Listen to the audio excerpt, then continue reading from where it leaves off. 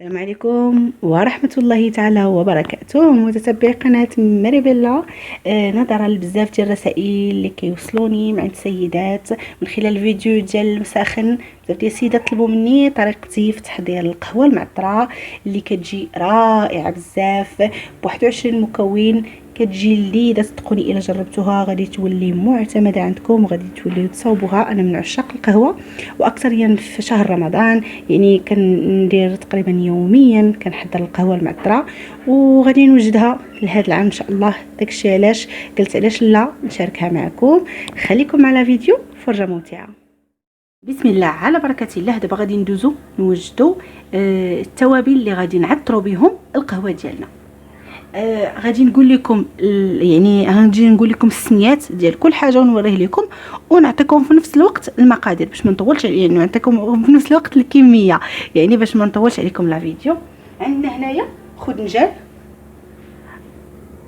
راه ديجا كنا استعملناه في المسخن. ها هو خدنجان. غادي نديرو جوج عويدات بحال هكا.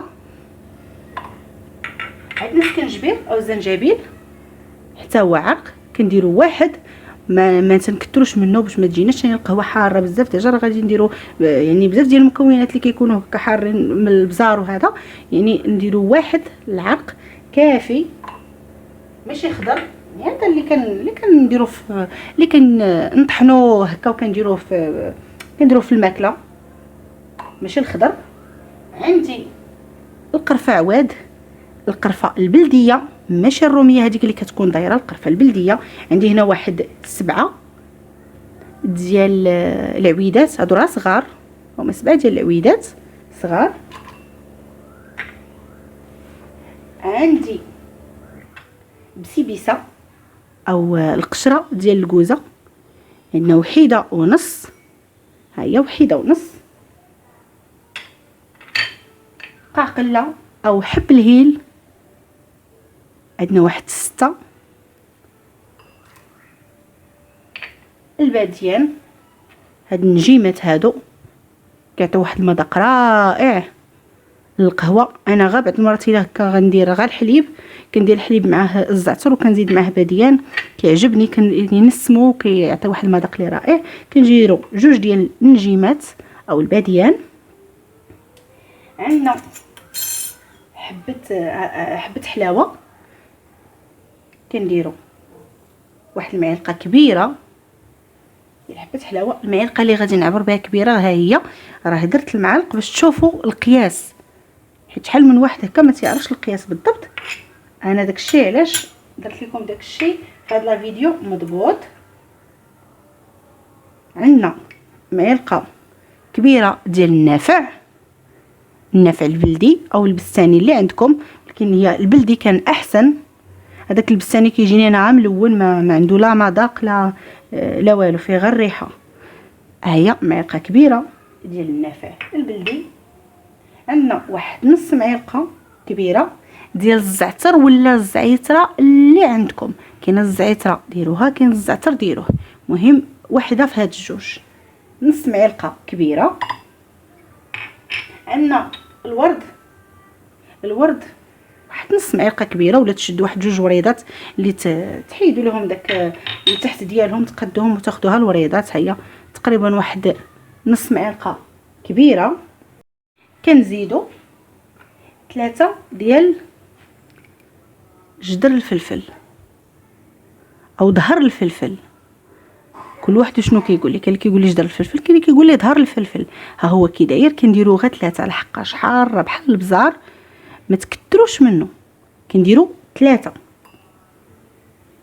عندي هنا المسكه الحره، واحد 4 حتى ل 5 ديال الحبيبات ديال المسكه حره. عندي القرنفل او المسمار، كل واحد شنو كيسميه. عندي هنايا 10 ديال العويدات ديال القرنفل. عندي البزار الابيض، واحد 10 د الحبيبات ديال البزار الابيض. عندي البزار الكحل حتى هو 10 ديال الحبيبات.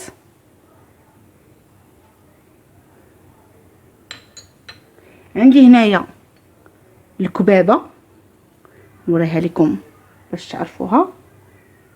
هذه الكبابه، واحد 7 ديال الحبيبات ديال الكبابه. عندنا الكوزه الصحراويه، راه كتكون هكا صغيره.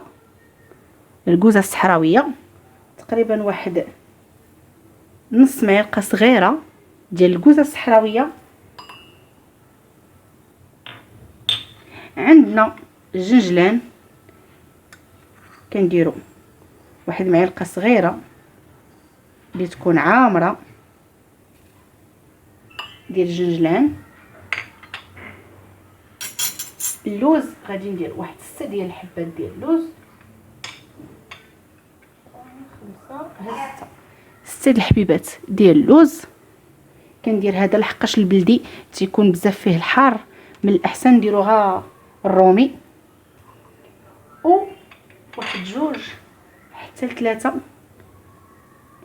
ديال الكركاعات. المهم على حساب نتوما ديروا 2 حتى 3. انا ندير واحد 2 ونص، ولا ندير 2 كبار. هاد 2 كبار ونزيد داك الصغيوره.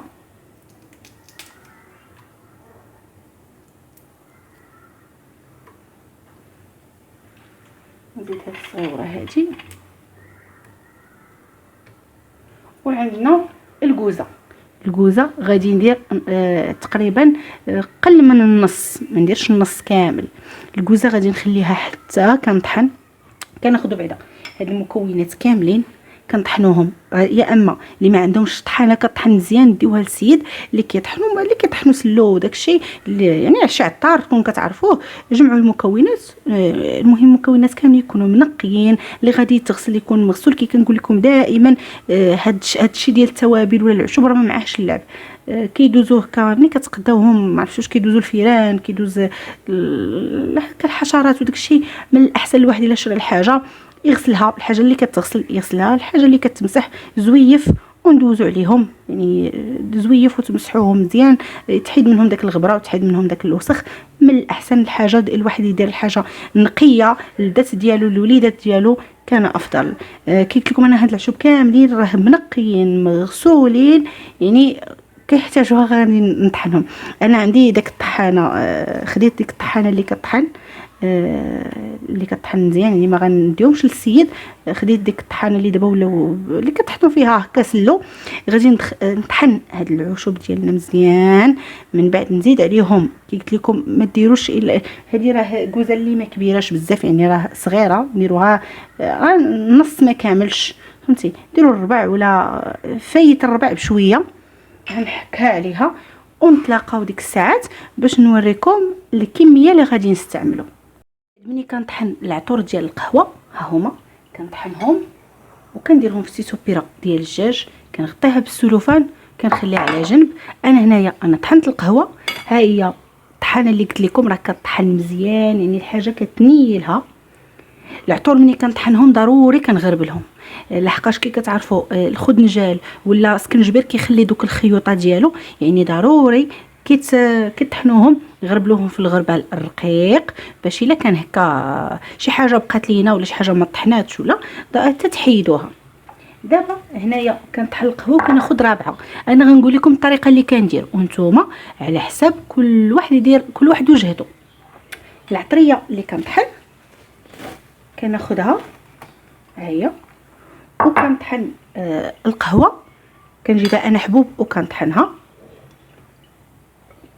بحال هكا، وكناخذ ما كنطحنش معاها العطور ديالها، كنطحنهم بوحدهم والقهوه كنطحنها بوحدها. وكناخذ قياس معلقه ونص حتى ل2 معالق على حساب نتوما الجهد اللي بغيتو، فهمتي؟ على حساب القهوه نتوما كيف ما كتعجبكم كديروا فيها جهد. الا درتو بحال دابا هي معلقه ونص، ولا ديروا 2 معالق حتى المعلقه ونص، في معلقه ونص يا ربي، حتى 2 معالق في الرابعه. انا غادي ندير معلقه ونص في الرابعه صافي. غادي نخلطهم مع بعضهم وغادي نردهم للطحانه. غادي نحيد هاد القهوه هادي نديرها في قرعه ديال الدجاج نخليها على جنب بالنسبه اللي ما تيبغيش القهوه معطره. وغادي نعاود لهم واحد الطحنه يعني ملي غنخلطهم مع العطور غادي نعاود ليهم واحد الطحنه في الماكينه ونتلاقاو باش نشوفوا الشكل النهائي. القهوه معطره ديالنا من بعد ما كنطحنوها وكنخلطوها ها هي كتجي على هذا الشكل. صراحه راه كتجي رائعه ومذاق ديالها راه لذيذ.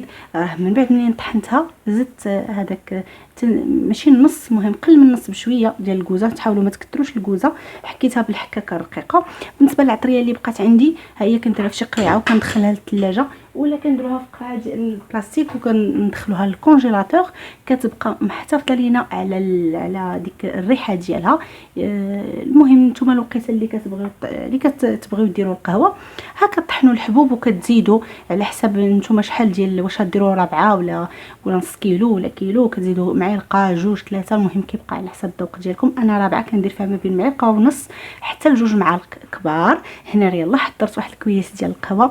انا كنديرها كندير معلقه هكا، الا غندير غاليه انا كندير هكا معلقه في الماء اللي كيكون سخون وكنشعل عليه العافيه مهيله، كنخليه يطيب على خاطرو. صدقوني الريحه ديالها دابا راه واعره بزاف، يعني الا جربتوها بطريقتي غادي تولي معتمده عندكم. نتمنى لا فيديو ديال اليوم يعجبكم كما العاده. ما تنساوش تعملوا لي لايك وسبسكرايب، وما تنساوش تفعيلوا الجرس دائما توصلوا بالجديد ديال القناه. شكرا لكم بزاف، نتلاقاو في فيديو قادم ان شاء الله. سلامه.